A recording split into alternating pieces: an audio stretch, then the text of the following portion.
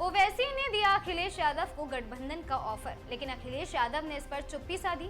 सपा का पलटवार क्या है? बीजेपी को हराने के लिए बड़ा प्लान क्या है? नमस्कार, आगाज टाइम्स देख रहे हैं आप। मैं हूं आपके साथ पलक शर्मा। उत्तर प्रदेश की सियासत में 2027 के विधानसभा चुनाव से पहले गठबंधन की हलचल तेज हो गई। मुरादाबाद की जनसभा में एआईएमआईएम प्रमुख असदुद्दीन ओवैसी ने सपा प्रमुख अखिलेश यादव की तरफ दोस्ती का एक हाथ बढ़ाते हुए साफ कहा कि बीजेपी को दोबारा सत्ता में आने से रोकने के लिए वो गठबंधन के लिए तैयार है। लेकिन ओवैसी के इस ऑफर पर अखिलेश यादव नाखुश हुए। शायद उन्होंने कुछ भी रिस्पॉन्स नहीं देना महज समझा। सपा ने अपने प्रवक्ता के जरिए ओवैसी को ही घेर दिया। दरअसल मुरादाबाद में जनसभा के दौरान असदुद्दीन ओवैसी ने यूपी की सियासत में बड़ा दांव चल दिया है। ओवैसी ने कहा कि एआईएमआईएम उत्तर प्रदेश में बीजेपी की दोबारा सरकार नहीं चाहता और वो हाथ मिलाने और गठबंधन करने के लिए पूरी तरह तैयार है।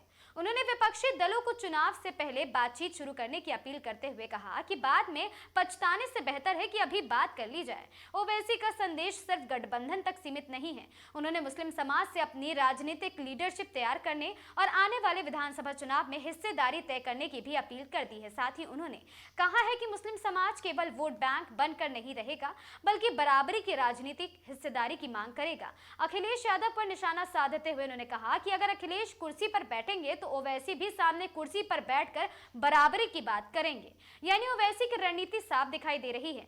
बीजेपी को रोकने के लिए विपक्षी वोटों को एकजुट करने की कोशिश और साथ ही अपनी पार्टी के लिए राजनीतिक हिस्सेदारी हासिल करना ही ओवैसी का एक प्लान माना जा रहा है। अब इसी वजह से इस ऑफर को 2027 के चुनाव से पहले यूपी के विपक्षी समीकरणों में अहम कदम माना जा रहा। लेकिन अब सबसे बड़ा सवाल तो यह है कि अखिलेश यादव क्या करेंगे। अभी तक अखिलेश यादव की तरफ से ओवैसी के इस ताजा ऑफर पर कोई भी स्पष्टीकरण या सार्वजनिक प्रतिक्रिया सामने तो नहीं आई। हालांकि सपा की तरफ से जवाब जरूर आया है। पार्टी प्रवक्ता फखरुल हसन शान ने ओवैसी पर पलटवार कर दिया और कहा है कि बीजेपी से नहीं बल्कि समाजवादी पार्टी से है। सपा प्रवक्ता ने ओवैसी के पुराने बयानों का हवाला देकर उनके गठबंधन प्रस्ताव की नीयत पर सवाल उठाए। यानी फिलहाल तस्वीर कुछ ऐसी है कि ओवैसी गठबंधन के लिए तैयार है, लेकिन अखिलेश यादव हैं कि उनसे दोस्ती ही नहीं करना चाहते। वहीं ओवैसी के इस कदम के पीछे एक और राजनीतिक एंगल भी है। एआईएमआईएम पर अक्सर विपक्षी वोटों को बांटने के आरोप लगते हैं। जब ओवैसी खुद गठबंधन के प्रस्ताव देकर इस छवि को बदलने और खुद को विपक्षी राजनीति में एक हिस्सेदारी के तौर पर पेश करने की कोशिश भी करते नजर आ रहे हैं। तो 2027 के यूपी चुनाव से पहले ओवैसी ने गठबंधन की गेंद अखिलेश यादव के पाले में डाल तो जरूर दी है, लेकिन सपा ने फिलहाल गेंद वापस ओवैसी के पाले में फेंक दी है।